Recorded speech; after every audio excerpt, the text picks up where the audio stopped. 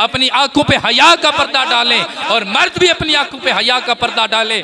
लेकिन सुने, आपको बड़ी मजेदार कहानी सुनाता हूँ, सच्ची बात बताता हूँ। जब यमन पे सहाबा ने हमला किया तो यमन में से एक औरत जो वहाँ के वडेरे की औरत थी और उद्दी बिन हातम की बहन थी, आतम ताई की बेटी थी, वो भी कैदी बनाकर लाई गई। और हजूर की बारगाह में एक सहाबी हाजिर हुए जिनका लकब है सैफुल्लाह। क्या लकब है? क्या लकब है? ते ए ना जवाना होंदा है। ए कौन सहाबी ने जिन्ना लकब है? हजरत खालिद बिन वलीद। क्या नाम है उनका? सबको पता होना चाहिए इस्लाम के वो हीरो हैं कि जिन्हें अल्लाह और उसके रसूल ने इस्लाम की तलवार का लकब दिया है कि ये वो इस्लाम की तलवार है। जब ये उठती है कुफर के मुकाबले में, फिर कुफर के दो टुकड़े करके बतला देती है कि हक वाले वो जब रसूलुल्लाह की मोहब्बत लेकर हक के मैदान में और बातिल के मैदान में बातिल के मुकाबले में आते हैं, फिर जीत हक वालों की हुआ करती है।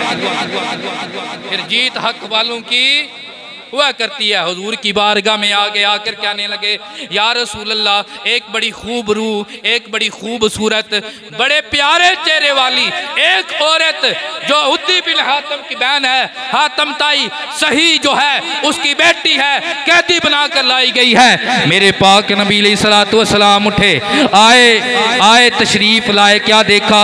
उसके सर के ऊपर अब दुपट्टा नहीं है, सर के ऊपर कपड़ा नहीं है। ये मेरे नबी की सुन्नत है कि मेरे नबी ने कैसी सुन्नतें अता की हैं। सरकार ने अपनी काली कमली उतारी, उस औरत के सर पे रखी। हजरत उमर बड़े जलाली थे, सरकार के कदमों पे हाथ रख के कहने लगे, या रसूलल्लाह, जब हमारी औरतें कैदी बनाई जाती हैं तो वो लोग हमारी औरतों की तजलील करते हैं। या रसूलल्लाह, ये तो काफर की बेटी है, आप ऐसे उसके ऊपर चादर डाल रहे हैं। मेरे नबी ने फरमाया, उमर चुप कर जा, तेनू नहीं पता धी होती है, भावे मुस्लिम दी होवे भावे काफर।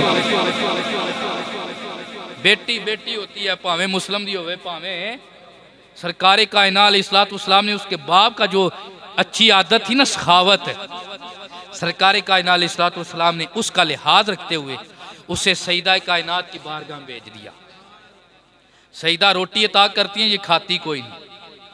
नबी पाक की बारगाह में शिकायत आई, ये नहीं खाती। सरकार कायनात तशरीफ लाए तो उसने कहा, मैं तो कैदी बनाई गई हूँ, मेरी तो रोटी नहीं मुझसे खाने होती। सरकार ने फरमाया, तू बता तू क्या चाहती है? उसने अर्ज किया कि अगर आप अल्लाह के नबी हैं तो फिर मुझे आज़ाद कर दें, मुझे मेरे भाई के पास मेरे हामद के घर छोड़ आए। सरकार ने कुछ सहाबा की ड्यूटियाँ लगाई। मक्का से यमन जहाज पे नहीं, घोड़ों पे ऊँटों पे सफ़र किया जाता था, पैदल सफ़र किया जाता था। अब ये सहाबा किराम लेकर आए, यमन में लेकर आए, लेकिन अंदाज क्या था? जब कहीं कहीं रात गुजारनी होती या रुकना होता या कोई हाजत हो जाती, सहाबा ऊँटनी को बिठाते और खुद साइड पे दूर जगह पे चले जाते जहाँ पे औरत पे नजर ना पड़े। सुभान अल्लाह। वैसे बन दीजिए, खुदा दी कसमें बन दीजिए, सुभान अल्लाह। कहीं जब भी चुप हो भी आखो सुभान अल्लाह। वहां पे दूर चले जाते। जब 8-9 दिन के बाद पहुंचे ना करीब, तो उस औरत ने सवाल किया। वो कहने लगी, तुम क्या चीज हो कि अल्लाह ने मुझे हुस्न अता फरमाया है, मुझे एक वडेरे घर में पैदा किया है, लेकिन तुम अजब हो, बंदे हो या फरिश्ते हो, बंदे हो या फरिश्ते हो। जब बात करते हो तो जवाब देने की बात आती है तो फिर भी चेहरा दूसरी तरफ करके करते हो बात। जब कहीं उतरना होता है तुम दूर चले जाते हो। और क्या हो, तुम्हें क्या किसी औरत को देखकर तुम फिसलते नहीं? अल्लाह अकबर। हुण सहाबा दा जवाब सुनना। मैं केड़े माशरे च सुना रहा सहाबा दी गल।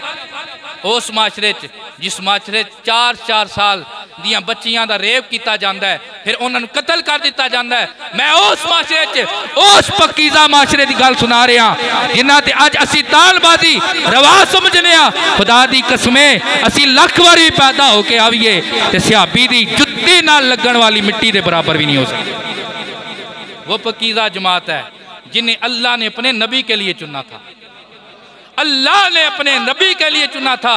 कायनात में मेरे नबी जैसा कोई नबी नहीं है और कायनात में किसी रसूल का सहाबी मेरे रसूल के सहाबी जैसा नहीं है। ये दो टोक बात है। सहाबा ने पता क्या कहा?